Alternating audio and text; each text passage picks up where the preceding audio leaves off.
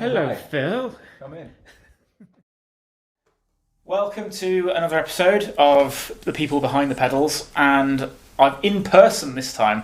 I've got the very awesome Phil. Thanks. It's a great name. From Bleak It is a District great name. Electric, and we're here at Bleak District Electric HQ as well, which is awesome. We will do a little tour around the place in a little bit as well. But first of all, it's been great to actually, well, we've met a few times, obviously, at pedal shows. But properly catch up and stuff. Yeah. It's great to have a proper visit and see the new digs. Yeah, thanks for coming. Not that new anymore, but yeah. Well, it does feel a little bit new still. Yeah. It's not finished. But yeah, I've been here about a year, I think now. So. Awesome. Yeah, it's great. We'll tour around the place in a bit, and everyone can have a look and see how it's looking. But yeah, it's a great space. So you've been up to quite a lot recently with new releases and things. I think we should probably start with the most recent release, Joy. Yes. Yeah. What can you tell us about the new Joy pedal? It's a fuzz distortion. I guess it kind of blends those two. I mean, they're the same concept, really. It's just, it's like a blurred line between those two things. But yeah, just kind of maximum gain, and then there's another switch to increase the maximum gain to sort of 100 times maximum or something like that. So yeah, you heard it before. It's pretty wild, really. It's the Malmsteen more is more thing. Yeah, it's just like I wanted like infinite sustain, basically, and it seemed to achieve that. It definitely does that. It's amazing. I had a lot of fun playing on that as well, and it's similar kind of format or a similar kind of layout to the Antistatic as well. Yeah. How is it different to the Antistatic? It's a totally different circuit, and obviously it doesn't have the looper that the Antistatic has, and the sound is quite different. Yeah, I know what you mean, because the Antistatic is a fuzz on the sort of maximum gnarly sort of scale thing. That's a bit more. It's more gated, the Antistatic, whereas the Joy is like, sustainy. It's like I guess you could call it a distortion circuit, but because there's so much bass going into it, it sounds like a fuzz as well. It's that kind of thing. Right. Yeah, and the layout and the colours, I guess, are quite similar to the Antistatic. That was just, I wanted to call it Joy, and then I wanted to have it to be bright rather than like the classic sort of muted doom colours, metal pastels. thing is like to have it all black with like really, okay. With the sort of that kind of font, the death metal font, or the that kind of really cool sort of, what I mean, where it's like trees and all tangled, and I wanted to do something the opposite of that. Yeah, I like with that. A pedal that sounds and Comic Sans. Yeah, that was a choice. I have done different. There's other fonts as well, and the next run will have some other fonts again. I'm just going to keep just doing different fonts. I might do different colours and things as well. That'd be awesome. I'm intrigued to see you have done some really amazing colourways and alternate artwork styles for some of the pedals. Obviously, have to talk about in a minute the Rec Head. Yeah, that I did for you. Yeah. The bright neon one. Yeah, that was amazing. And did I tell you that one actually came back to me? Oh no. Don't worry, it's not a problem. Like, they loved the pedal, but they found that it was very, very similar to another pedal that they already had. Okay, right. So cool. they loved it, and but they were also like, oh, could I have one of the others instead? Could I change them up? Because there was a few prizes on right. on Cool. tap. So I was like, it's a bit late for that now. They've all been given away already, sort of thing. So like, but then I was like, well, just me personally, I would really like to have that particular pedal back in my collection, because it just looks amazing.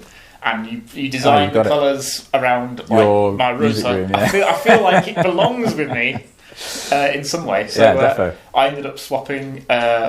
Cool. One of my own. That's perfect. I ended up swapping one of my own pedals, like nice. for that one kind of thing. So it was I ended up trading him back. I'm glad it all worked to out. get that pedal back. So then I had the two. So I've got the original one that you sent me, and then the newer colourway one. So I had nice. a cheeky double whammy of both. That sounds good. Yeah, I always like to do different colourways. I don't really do many, but I should do more. Just for me.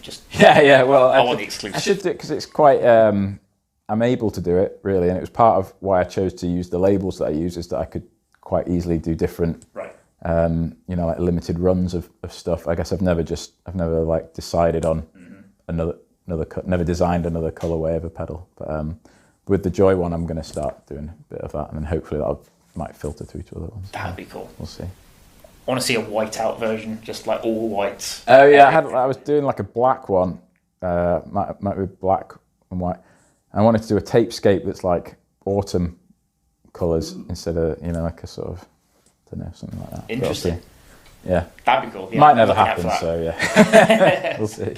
You have been teasing another new one as well, which is too new to properly talk about at the moment. Yeah, There's we can talk about it. Some exciting things going on there, but we can talk about it. It's just Wondertow. It's going to be called. Yeah. Okay. It's a tremolo reverb.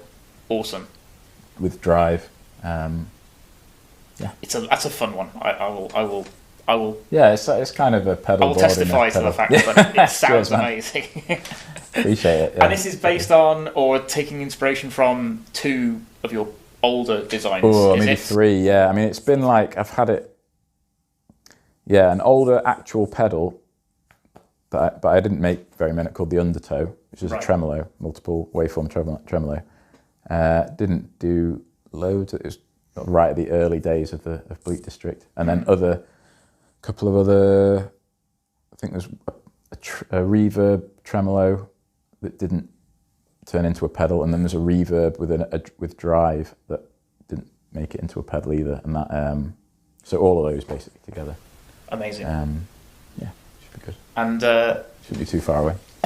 And you were at What's Up Nerds recently. Yeah. What was the reaction? Because people there got to try it out. I think everyone really liked it. It seemed. I mean, got a lot of reactions there.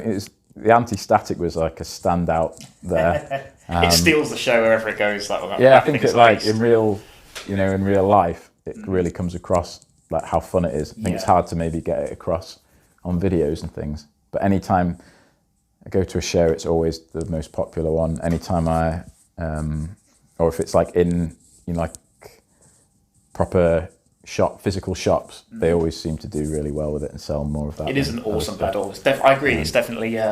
You've got to plug in and like play with it. Yeah, it's very reactive to how you're playing, and they're in the room. It changes how you play. Very much. So I did when I was demoing that one. I did have to think quite a lot about how am I going to demo this pedal, because it's like I say, it's very reactive to how you're playing, and I usually record into a loop, with a loop and stuff, and then feed the loop into the pedal while leaving my hands free then to turn knobs and things. But then when the thing that you're demoing already has a loop in it, it's a lot harder. It's a lot harder to demo a pedal that way with the loop into the loop. But it's that demo got a lot of attention, and cool. Just in real life, it's like a sleeper. Otherwise, yeah, online and stuff. I've probably made. I think I've nearly done 100. I might have just, done 100 almost exactly. I think like number 100's like there. Oh wow. So not as many as like considering how long it's been out and stuff. Mm-hmm. But I don't mind. I like it. I'm going to keep making them. Please do. Yeah, definitely. Yeah, it's a very. I like how simple it is as well. Like two foot switches and a knob, and you're just like. Yeah. That's the ratio there is already kind of a striking contrast to like how most of the pedals are. Yeah, I do love that. That's like what I did with the Joy one as well, and I like what we're talking about with the phaser as well. That maybe doing a smaller version of that with like minimal controls. I think is kind of good. Interesting. All these potential things on the horizon. We'll see. Yeah. Too many. Might never materialise. Too many projects. Yeah. Very exciting though to see how things are progressing now. So that's the present and a little bit of the not too distant future. Time to go rolling back into the past, I think. Okay, cool. I don't want to cover too much of the same ground that Nick Rees was already covered. He's spoken to you in the past as well. A couple of times. Definitely, shouting out Nick Rees. His channel's awesome. Go check his out. I'll link in the description for earlier interviews and stuff and videos that he's made. go and check those out. How did it all begin for you in the early days of Bleak District Electric? I've been making pedals for a long time. Probably, I feel like it was maybe 10 years before I started the company. So it's probably, and that's been like 2 or 3 years, 3 years now maybe. So 13 years ago or something like that.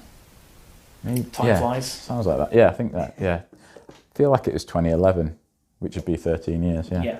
But just as a hobby for a while, and then I think I always kind of had it in the back of my mind that I could do it as a job and sell them and things. But then I think it took a bit of like saving.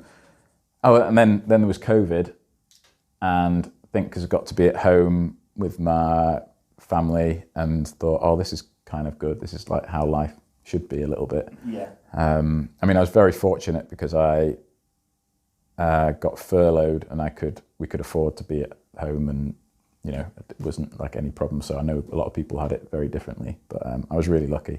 Tried not to take it for granted and let that sort of inspire me to maybe see how I could work out my life to be more like that, you know. So started it from home, saved up some money, quit my job, started Bleak District, and it was, from there. A lot of learning in the beginning about like a lot of it like graphic design and the circuits, but I guess I knew a bit about the circuits and things beforehand. It was more like the graphic design and the branding and things like that took a while to get nailed down. I mean, I'm not saying that it is nailed down, but I'm pretty happy with how they look and things now.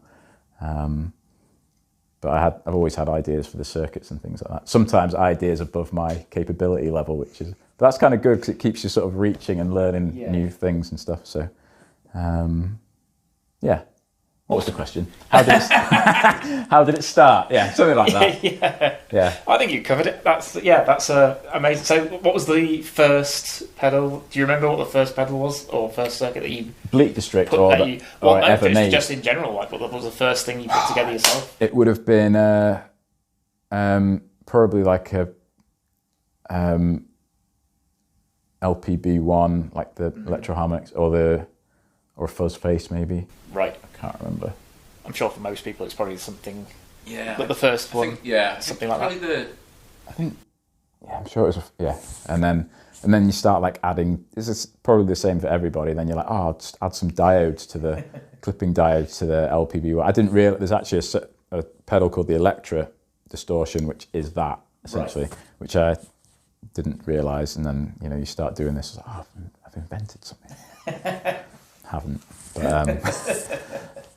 No one else has ever thought of this before. Doing that, and I pretty quickly moved on to a delay actually that then became the Tapescape. But once I sort of realised I could build that, I was like, I could build anything really. So that went into the delay. I think it was like full of issues initially, and then it got sidelined, and I just went about my work. I did a lot of circuit bending as well at the time. Oh, okay. I was doing that, like hacking apart kids' toys and keyboards and stuff like that. So I think I might have even done that before making pedals, but that was all going on at a similar time. So it might have been circuit bending stuff, and then maybe building a pedal, probably a boost. Cool. Question answered. Yeah. Tick. Cool. Sorry, I'll just waffle on. No, you just got me thinking like, is there a collection of like circuit bent toys like lying around? No, I'm not a very good hoarder. I'm like a chronic minimalist. Okay. It doesn't seem like it. So what do you do then with stuff that you no longer have? Well, I think I sold stuff, that worked. Things that don't work, I recycle them for the enclosures and bits. I've got like a box of old enclosures and things. But fair enough. I think a lot of the circuit bent stuff, either if it worked, it probably got used or sold, and then I think I realised pretty quickly that I record quite a lot of music, and I don't necessarily record much of the type of music that requires like circuit. A lot of it was just like kind of cool to play with. It makes noises, really cool noises. But I was like, I'm not really using this to make music. Yeah, it's like fun to do, to experiment with. Better just to sell it, and then someone will make some music with it or do something. And then the cycle continues. But then, I can use this to make music, and then I'm not making music. No, some people do though. A lot of people, there are people that use them and they make good stuff with it. It's just not where I think I always experiment in different. I mean, I do record a lot of music in different genres, but maybe not always. Yeah, in that sort of. Fair enough. Yeah, I don't know. If you don't find it useful, then absolutely. There's always people that will find it useful. Yeah, I've done that obviously loads of times as well. I'm sure we all have pedals and stuff that I think, this is so good. I love this. This is incredibly unique, and I'm going to use this all the time, and everything. It's going to be my secret weapon pedal. It's going to go straight on my board, and you do that, and then you find you just never use it. Yeah. So same thing. Yeah, that's it. But I still, like you, I still hold on to those pedals, even though when I think I'm not using this at all, take it off the pedal board, save the space for something that I will use, but then I don't sell it. I just keep the pedal in my collection. The beauty of pedals is they're quite small, aren't they? I think as well, when I was doing the circuit bending, we lived in like a studio flat, and I was doing all that from in the kitchen, basically. Mm-hmm. Oh yeah, it was a studio flat with a separate kitchen.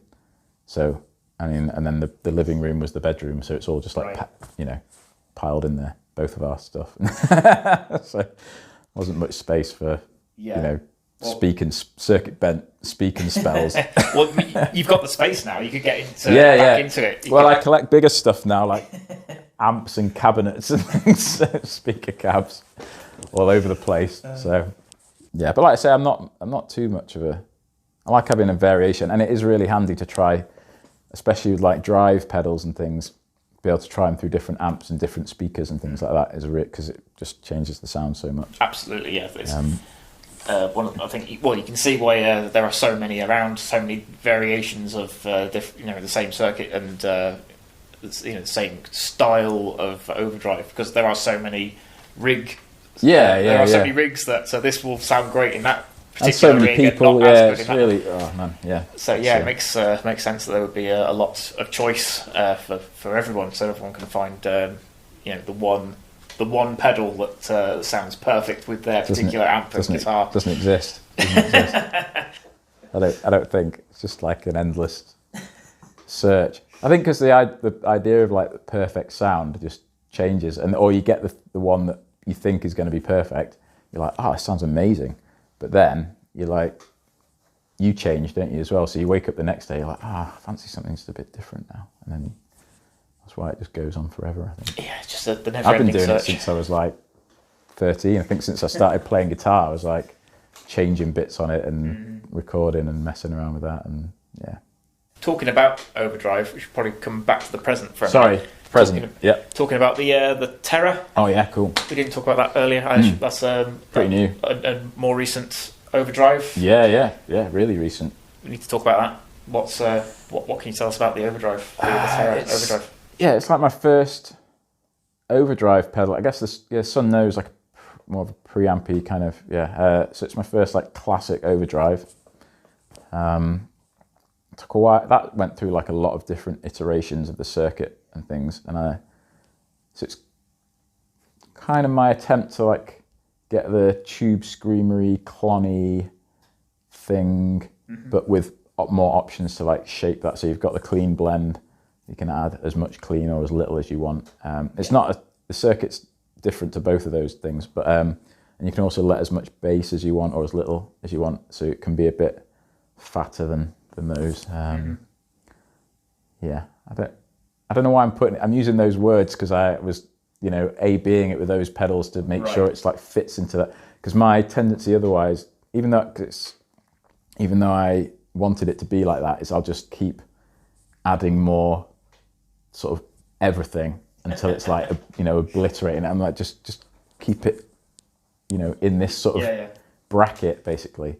I think I wanted it as like a recording tool, kind of, just to be able to tweak exactly the right kind of overdrive sound with different amplifiers and speakers and things, and get a good sort of driven recording sound, and be able to like dial in clean for, if you want finger picking with just like a little bit of grit and stuff, but still have all the clarity and things like that. So, I was saying to you before, the clean knob that's on there, being able to blend back blend your signal, clean signal back into Yeah, the mix. It's such an underrated feature on an overdrive. So it can give you a bit of like clarity, or it can give you the other thing. It can give you a bit of, because you can let like not much bottom into the drive side, but then with the clean, it can bring like a bit of bottom end in, but it's not like woolly because it's not like in the oak, because they're kind of running parallel basically. Right. So it's not like woolly bottom end. It's just sort of it's good.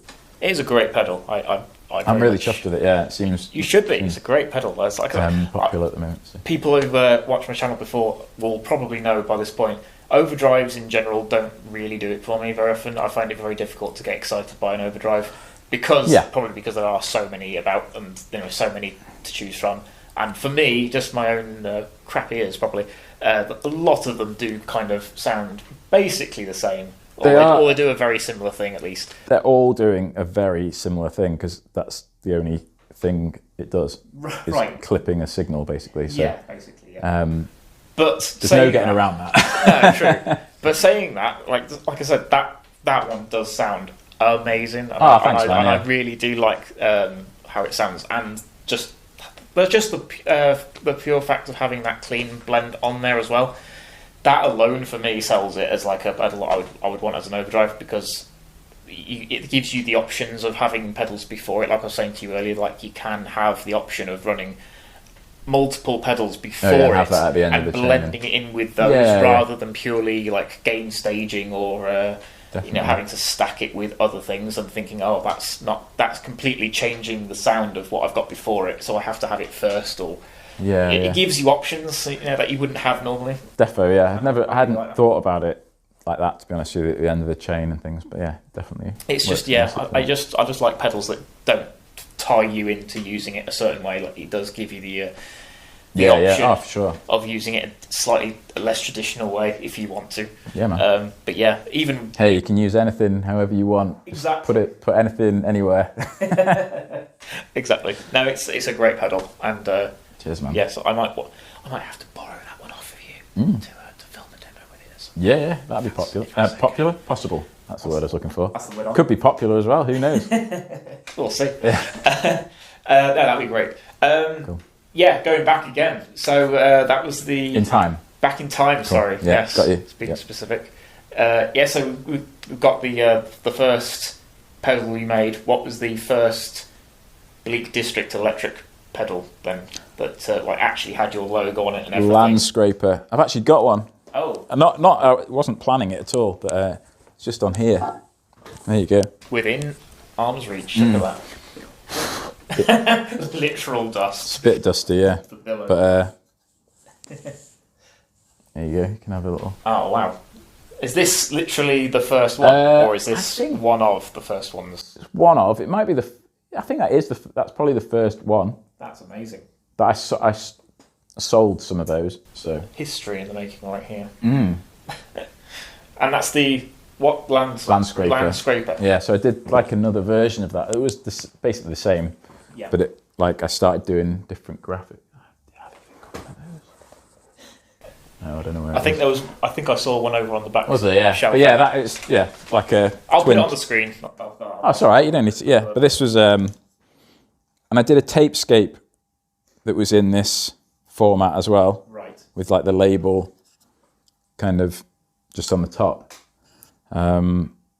These were a right pain to wire because all the LEDs were like not attached to a circuit. Everything's like just So what exactly was that pedal? It was like a twin channel, a bit like the DoD 250 Distortion Plus, but with a bit more bass let into it, so it's quite chunky. Okay. I absolutely loved it. I still do. Is it the same? Was that the same either side? Or yeah. So it's just basically they're just two sets of controls for the same circuit, and you switch between the sets of controls. Okay. So it's only one circuit, but you just like two presets essentially. Yeah, I was going to say it's like having like a two-channel thing. But yeah. And it was really useful. I think I was using it in a band. I can't remember, but it was really liked it. I still really like it. I think it was too much bottom end in it for a lot of. I think when you compare like with the Terra, because I wanted to have that sound in it, which it does, but it's also you can let less bass in, so you get a more traditional overdrive sound, because I think people, that's what they expect when they buy an overdrive, whereas in my head I was just like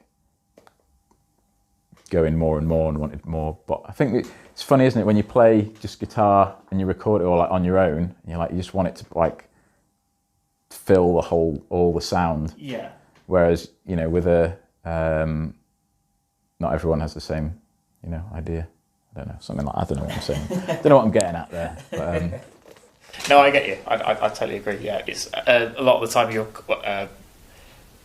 what the sound that you're after in one context will be completely different for the sound. Yeah, well, I think what it is it's without testing. You've got to like constant. It's like if you're mixing a song, you've got to like keep listening to other stuff or some kind of reference. Right.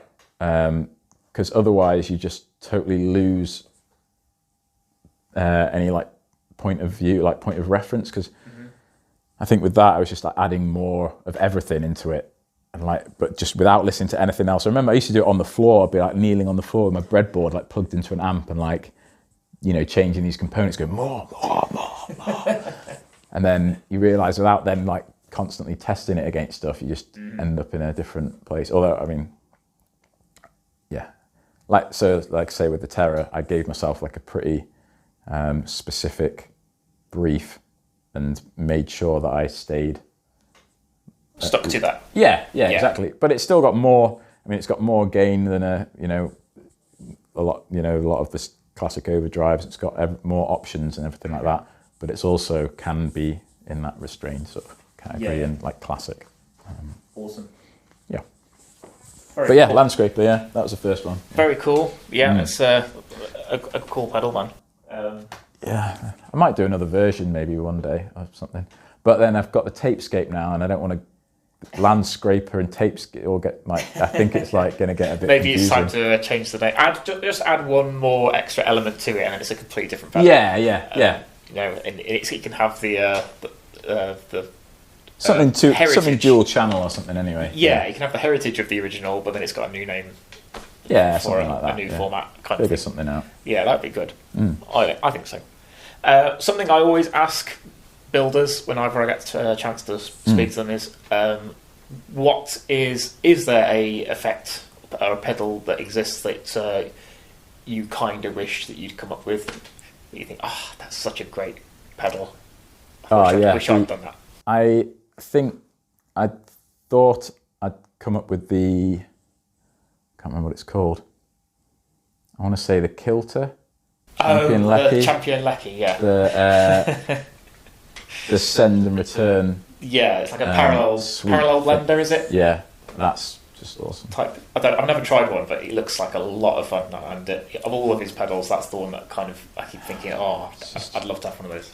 Yeah, it's brilliant. I remember thinking about that, and then and that's how I found his found out as it well, already exists. Yeah, but it's very cool. I have thought so many times about, I wish this effect existed, or I wish this utility pedal existed, and then you do a little digging and you find out, most of the time I find, Electro-Harmonix already made it years and years ago, and like nobody ever talks about it. And it's just like, oh wow, they already did that thing. And they're amazing. Awesome. So, Yeah. That pedal. Awesome, amazing. Yeah, it's awesome. I would like to actually interview him at some point.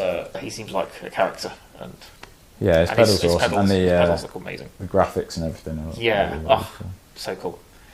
Cool. So The next question I always ask people is: hit me. Top five pedals, not your own, of all time. What are your? God. It's a big question. Take your time. DS1. You don't have to rank them or in order or anything, but yeah, just 5 pedals that particularly. I was trying to DS1. It's a classic. Fuzzface. Maybe I want to say the Kilter as well, actually. Looking around for inspiration. DM2. Oh yes. And this is tough. It is tough. I'm not even sure I could answer it, to be honest. It's too many. Copycat, does that count as a pedal? Oh, well, it's an effect. Yeah. The WEM. WEM, yeah. The WEM Copycat. That's, amazing. it's hard to beat a physical tape Definitely. echo in it. It's just on another level. That one as well is so. I mean, it's like on its absolute last legs, but it sounds so perfect. It's kind of obliterated, but just hanging in there. Yeah. How many was that? What's that? DS1. I'm going to kilter, even though I haven't got one anymore. Right. The DM2. DM2, copycat. Yes. So number 5. Excellent outside the box choices so far. Apart from the DS1 is a little bit more of a mainstream, but still a classic. Maybe the POG 2. Ooh, interesting. I sold that a while ago in the early days of Bleak District, but that was always a pretty firm. Actually, You thought of something else? Yeah. Is this going to be an honorary mention? Instead of because I had the fuzz face. Oh yes. Right, oh, okay. hang on. So we're already done the 5. So yeah, you're already. No, but instead of it's Fuzz Factory. Ah, right. Well, I mean, that's that's the best. Isn't that a modified? Yeah, but extremely modified fuzz face. Yeah, but it's. I think it's basically the same. It's just that a lot of the components are pots instead of fixed values, so you can adjust all. It's just amazing. I mean, and to do it and implement it all so brilliantly. It is a great pedal. Right, DM2, DS1, Fuzz Factory, Copycat, and I'm going to say the Kilter rather than. There's probably loads of stuff I'm forgetting. Oh yeah, my list, like I said before, my list would be frazzled. So long. But that's a solid. That's can't a solid be that top long. 5. You've only got 5. So well, can't be any longer than 5. I would have to filter about 40 pedals and somehow pick a top 5 out of those top 40. I think the funny thing is I make the things I try and make as like the best, the best thing I can think of at the time, or something like that. Yeah. So once you take that out, not saying that in like an arrogant way. No, I know what you mean. At least that's the aim, anyway. Well, to me, it's like the something different. Yeah, that makes sense though. Like if you have the ability, access, facilities to make your own effects, obviously it would stand to reason that you would endeavour to make those effects the best versions of. At least for me, but of effects that you already like. So yeah, that makes total sense. That's why I like to kind of. That's why I like to add the qualifier. Yeah, no, it's got to be like you can't include your own. It's got to be, yeah, it has to be like that. Because otherwise you'd be like, can't just list 5 of your own. 3 of the 5 are just going to be ones I make myself. That's because they're going to be. But yeah, no, I like to get an overview of your own sort of favourite effects outside of what you make, just to get an idea about. I think the DS1 was like the first pedal I had. I think. I'm sure that's the same for a lot of people. Probably everybody. Yeah. I'm the opposite. It took me absolutely ages to finally get around to trying a DS1. Oh really? That's not even the first. I obviously sold the first one I had, but that's it's just great. No, that's a great top 5. It's a lot of interesting choices on there. Like the Champion Lecky as well, a really interesting choice. I definitely want to try one of those out for myself at some point. I'm trying to think what haven't we covered? Oh, the Miraj. Oh, the new version. We haven't. V2. The one I demoed on my channel, the earlier version of the current pedal of the Miraj. What's new since then? I think.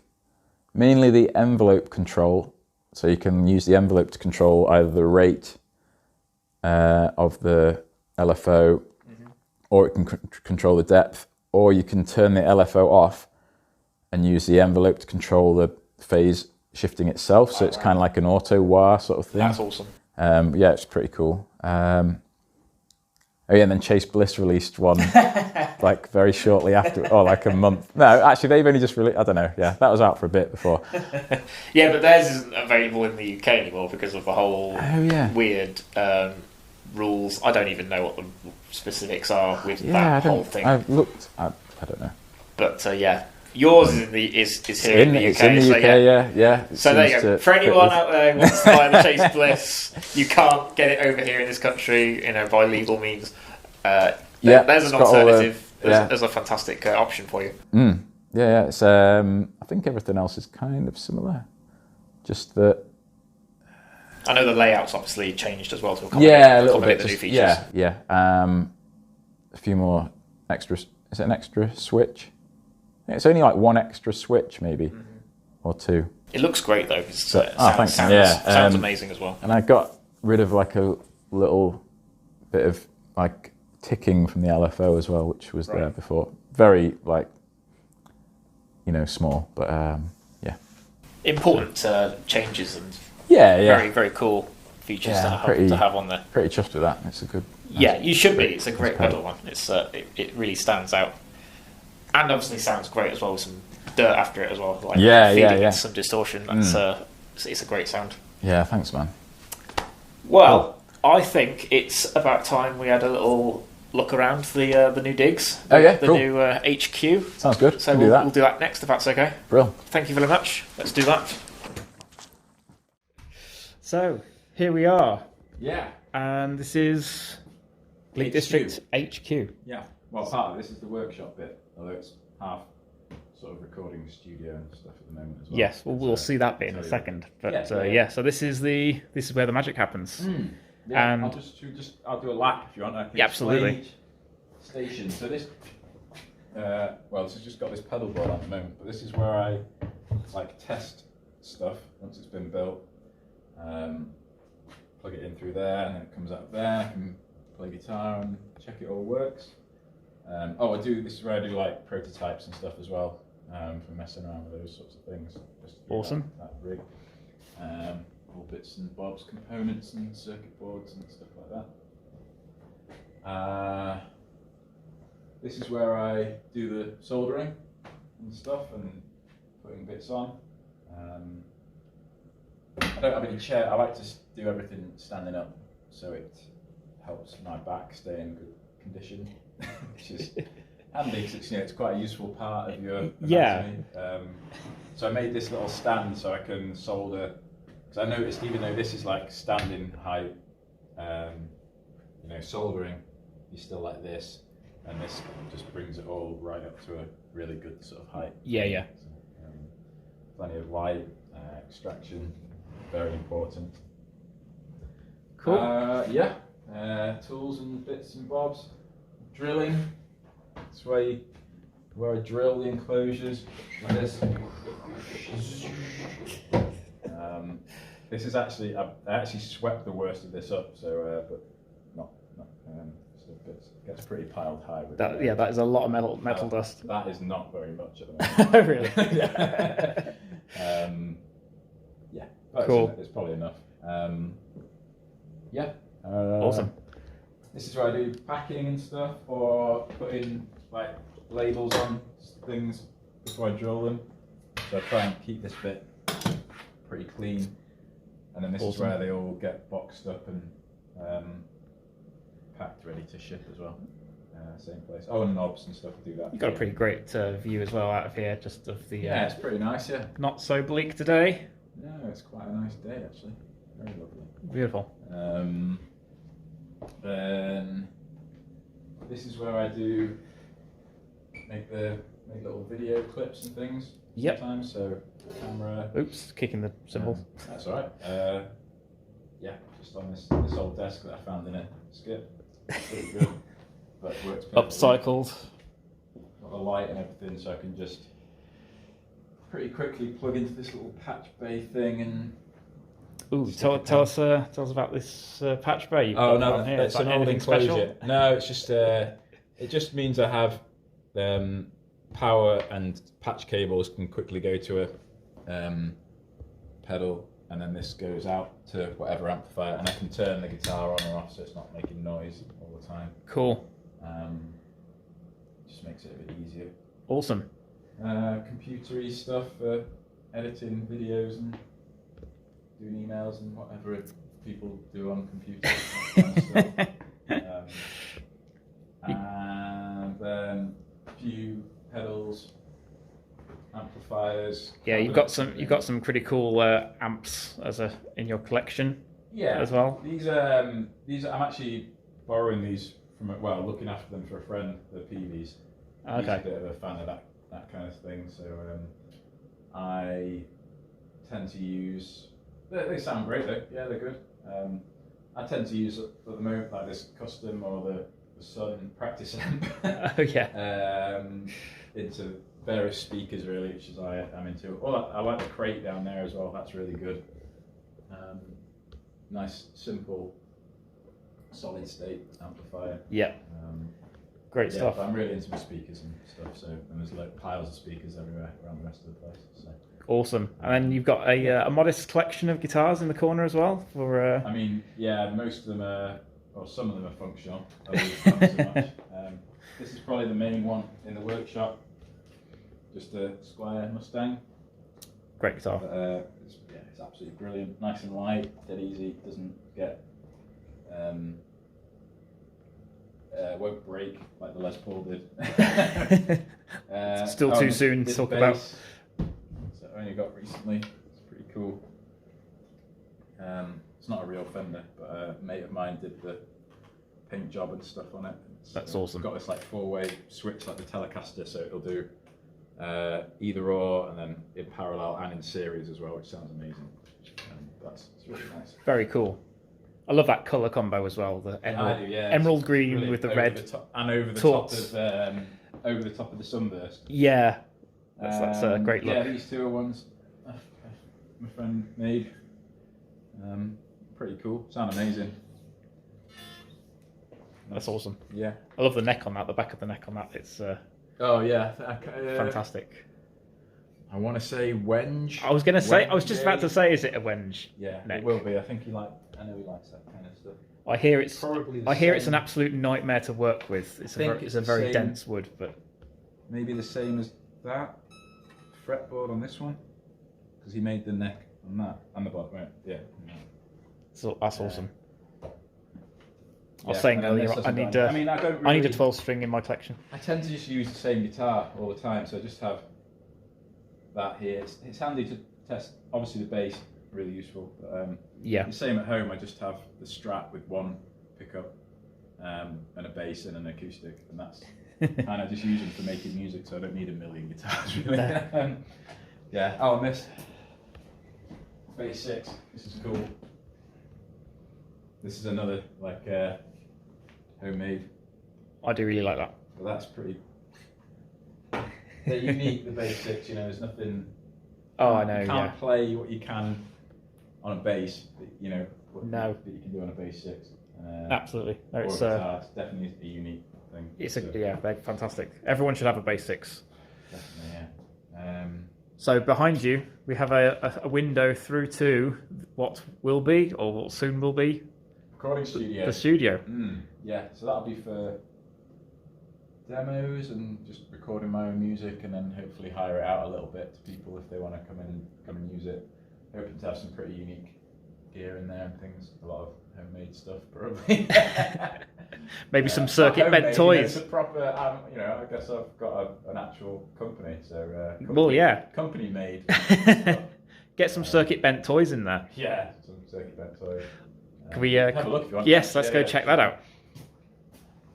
Let's go to the kitchen. A modest kitchen area that will be very useful to have, I'm sure. The earphones handy, essential. In case you need to. It's very dark in here. You probably won't be able to see very much. I can always put a torch on. Hang on. There you go. There's lights. There we have lights. It's a bit dusty. So this will be the studio. Mixer will probably be. It's all going to be in one room for the first bit. Mixer kind of here, and then drum kit in this corner, and then probably a sofa in the middle here, and then piano, amplifiers, that kind of thing. And then that's the workshop just through there. Awesome. Yeah, it's not too far. I know it looks like it's far away and it's like a building site, but in theory, it's not really very far away from being finished. It's mainly just flooring and a bit of finishing off on the ceiling. I think the walls are pretty much done. Yeah, the walls are done.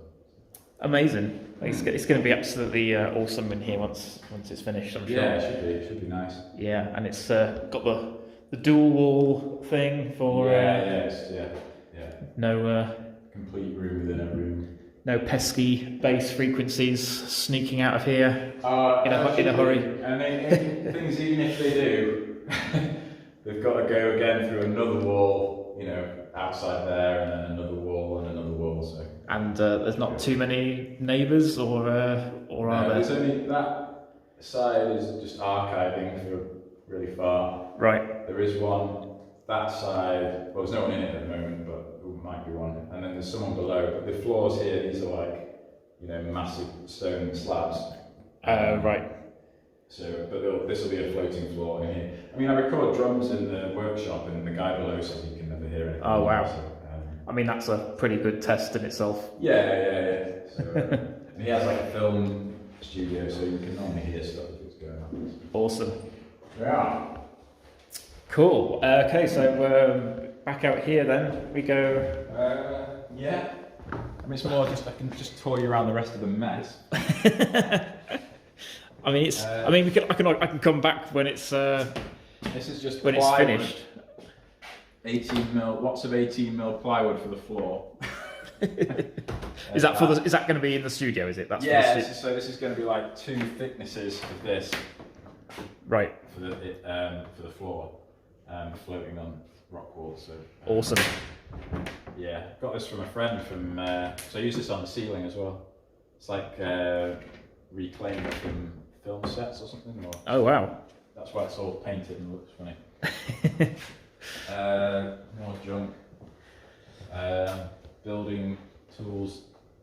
It's all going to be very useful in the process. Yeah, well, of getting everything ready. Once it's done, I'll tidy it up and put it. I won't need. Well, a lot of it can go back home and for jobs on the house that I need to do. So. Bits of computer stuff. More building materials. Some plasterboard and stuff. A few more amps and cabinets. Of course. Whatnot. Mini disc, 8-track. Ah. Yeah, but I need to get the actual mini disc that you need. But I'm really keen to have a little to record like without using any screens.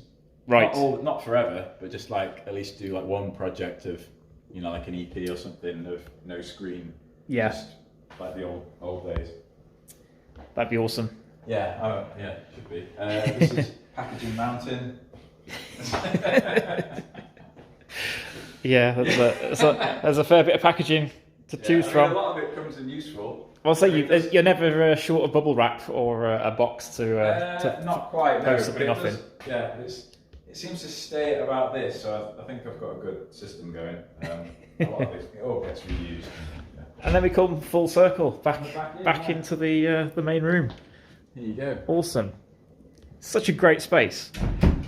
Yeah, man, I'm very lucky. Well, I mean, I work hard to pay for it. No, yeah, luck is probably not too significant a role in everything. You've definitely worked very hard. I did want, like, I initially came to look at one a few months before that was like a few doors down. Okay. In the same building, and let it go. And it's probably the right decision, but then when this one came up, I just sort of snapped it up. Yeah, so. Awesome. So is this one bigger than that one, or what? A little bit, yeah. So I think the other one, yeah, it's a bit bigger. Right. Yeah, kind of similar. It's nice to have the extra space. Yeah, I mean the other one would have been big enough. This is I've just got extra space for putting crap basically. Packaging, yeah. Building materials and that sort of stuff. No, that's awesome. Thank you so much for giving us the guided tour around the place, and very excited to see it finished and completed. And we'll obviously have to come back and have another talk to compare it with. I'm really hoping to power through the studio soon. Just getting the time really. Of course. At least allocating time and doing it. So. Yeah, but to be fair, you made such an insane amount of progress with that. Just that alone, when you first moved in, I remember you posting on Instagram I mean, it was all just, like, at the time. The whole thing was just one big blank nothing. Yeah, just a huge empty space, and then you immediately just went to work filling it with wood. Basically. Plasterboard. Yeah, and carrying sheets of plasterboard up the stairs. Basically. I was just going to say, I remember you telling me back last year, I think it was. You mentioned plywood, like 18mm plywood. Yeah, no lift, just all upstairs by yourself. That's, well, pretty much. I have had help getting things up here. Yeah, I'm sure it's needed, but well done. Still tough. Still tough, but worth it. It's definitely awesome. It's looking amazing, and you should be proud of it. Thanks, Phil. Cool. Yeah, you're welcome. I'm going to try it awkwardly shake your hand while filming. Nice to see you, man. So take care, bud.